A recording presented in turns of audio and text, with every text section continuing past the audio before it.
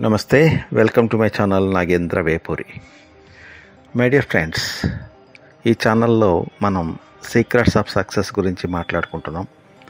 అంతేకాక నిజ జీవితంలో మన కళ్ళ ముందు ఉన్న విజేతలైన అనేక మంది వ్యక్తుల యొక్క జీవిత గాథల గురించి కూడా తెలుసుకుంటున్నాం. నిజానికి నా అనుభవం నుండి నేను గ్రహించిన అనేక విషయాలని 10 మందికి తెలియజేయాలనే ఉద్దేశ్యంతో స్థాపించబడిన సంస్థ HSB. ఆ సంస్థ ద్వారా నేను ఎంతోమంది యువతకి అనేకమైన లెక్చర్లు ఇచ్చి వారి యొక్క వ్యక్తిత్వ వికాసాన్ని మరియు వారి యొక్క సక్సెస్ ఛాన్సెస్ని అభివృద్ధి చేసిన వాడిని కావడం వల్ల నేను ఈ ఛానల్ ద్వారా మీకు ఈ విషయాలు తెలియజేయడానికి పూనుకున్నాను. ప్రస్తుతం నేను ఒక కొత్త రకమైన విషయంపై మాట్లాడదలుచుకున్నాను. అదేమిటంటే భగవద్గీత. భగవద్గీత అనేది పరమ పవిత్రమైన గ్రంథం.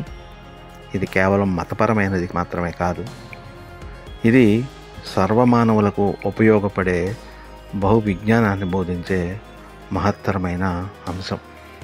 నిజానికి భగవద్గీతతో నాకు పరిచయం నా 13వ ఏట స్కూల్లో చదువుకునే రోజుల్లో ఆ ఊళ్ళో భగవద్గీత శ్లోక పఠన పోటీలు పెడితే ఒక రోజులో పురుషోత్తమ ప్రాప్తి యోగంలోని శ్లోకాలను కంఠస్థం చేసి ఆ పోటీలో పాల్గొనడం జరిగింది.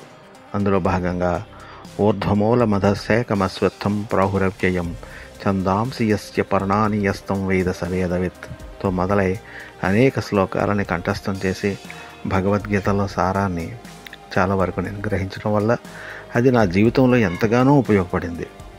నాకు నిరంతరం విజయాన్ని అందించే ఒక గొప్ప విషయంగా, నా యొక్క టెన్షన్ పోగొట్టే విధంగా అది నాకు సహకరించింది.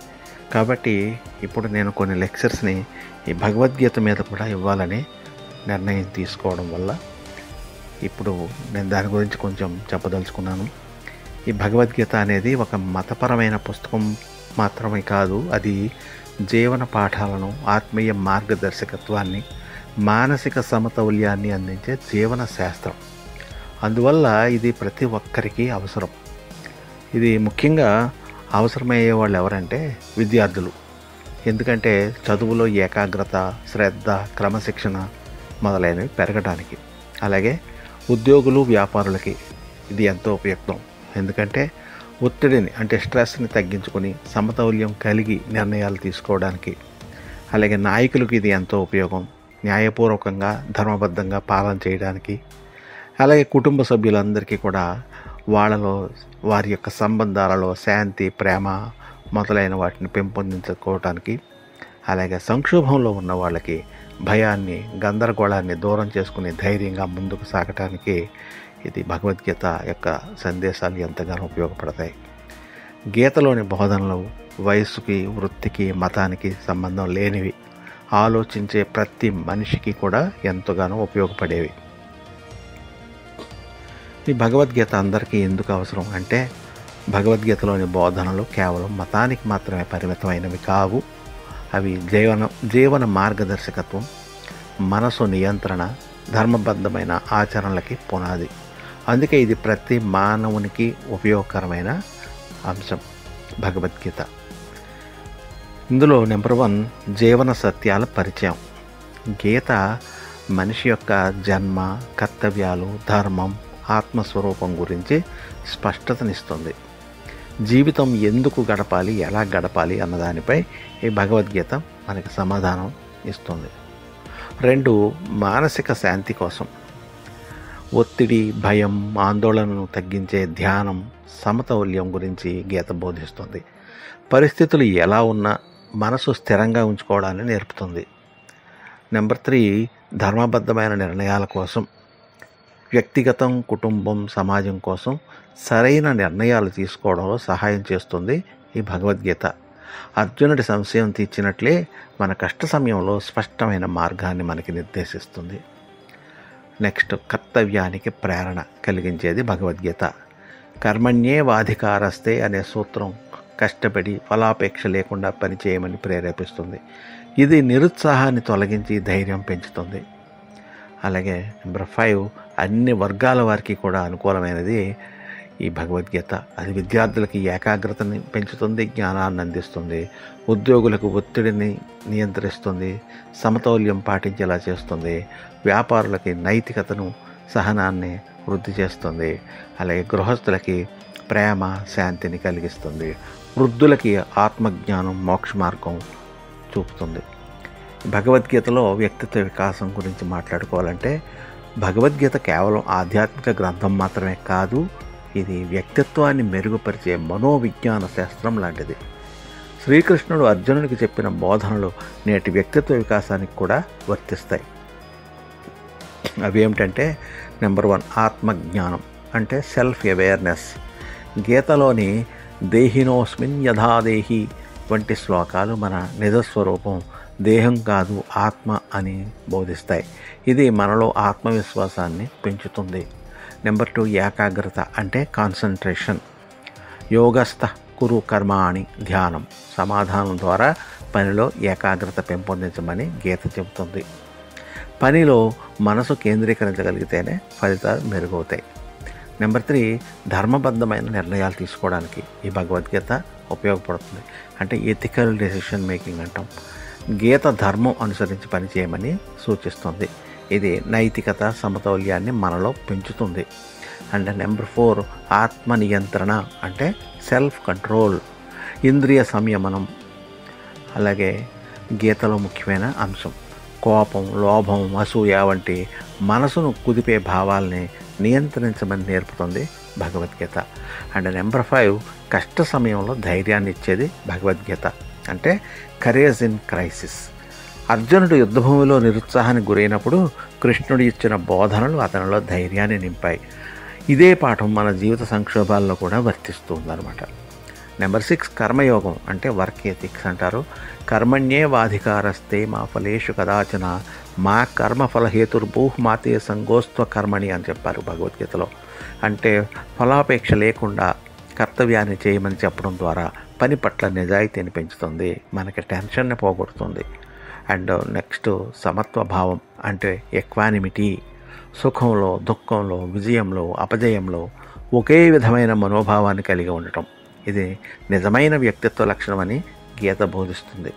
మొత్తానికి దీని సారాంశం ఏమిటంటే భగవద్గీతలోని బోధనలు ఆత్మవిశ్వాసం, నైతికత, ధైర్యం, ఏకాగ్రత, సమతౌల్యం వంటి అన్ని రకాల వ్యక్తిత్వ లక్షణాలని పెంపొందిస్తాయి. కాబట్టి గీతను అధ్యయనం చేయడం వ్యక్తిత్వ వికాసానికి శాశ్వతమైన పునాది.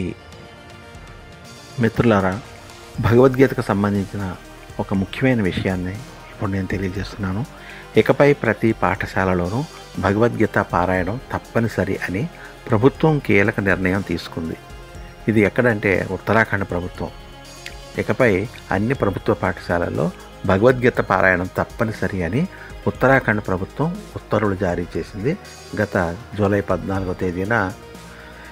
అప్పటి నుంచి అన్ని పాఠశాలల్లో ఉదయం భగవద్గీత శ్లోకాలను పారాయణం చేయాలని విద్యార్థుల్ని ఆదేశించారు.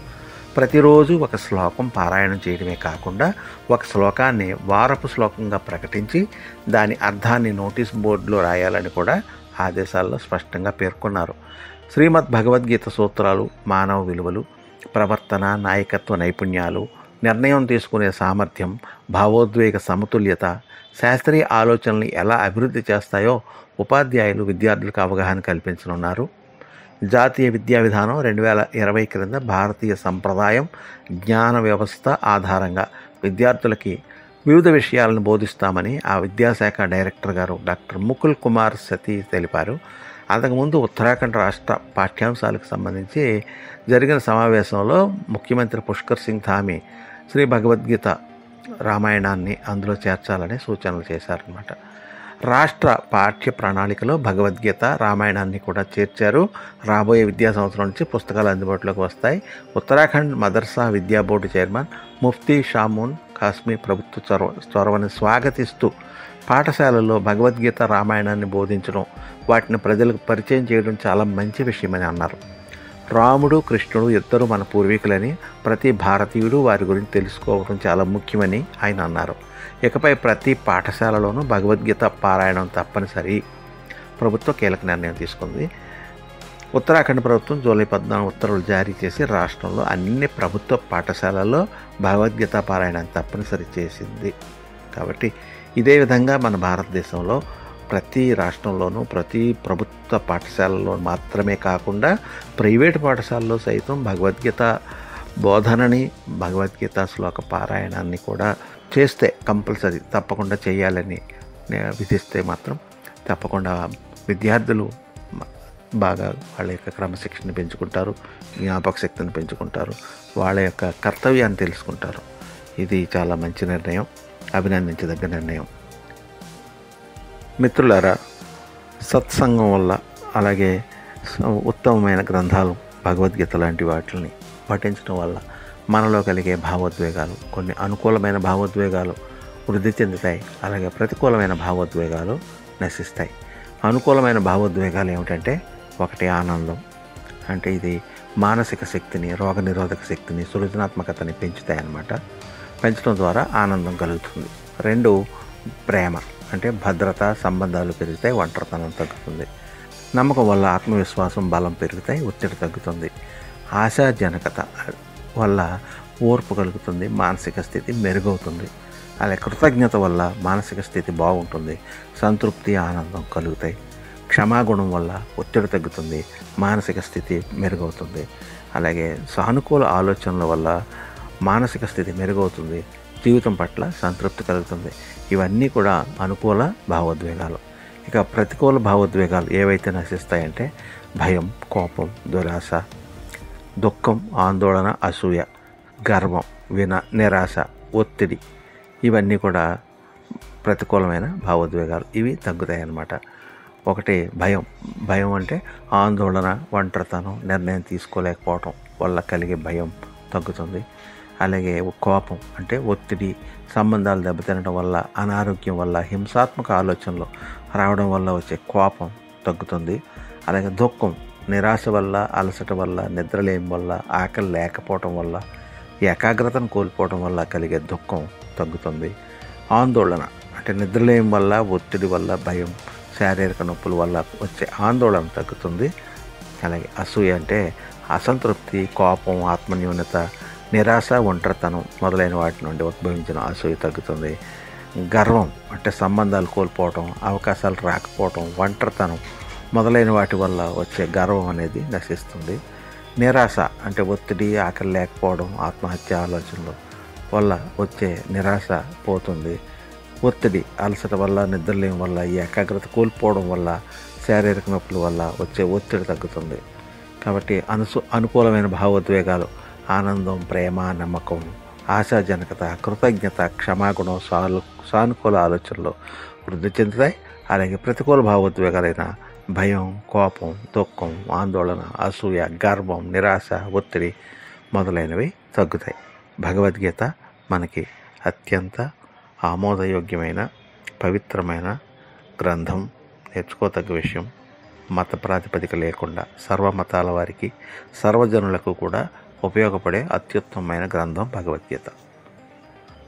ఇక ముందు మరికొన్ని అంశాల మీద గీతకు సంబంధించిన బోధనలతో నేను కంటిన్యూ చేయదలిచాను. అధ్యాయం వారీగా అన్ని యొక్క అధ్యాయాల యొక్క శ్లోకాల యొక్క తాత్పర్యం గురించి నేను మాట్లాడతాను. ఎందుకంటే చాలా సంస్కృత శ్లోకాలు మన సామాన్య జనానికి అర్థం కావు. వాటి తాత్పర్యం అంటే సులభమైన శైలిలో వచనంలో ఉన్న భగవద్గీత గురించి నేను మాట్లాడదలిచాను.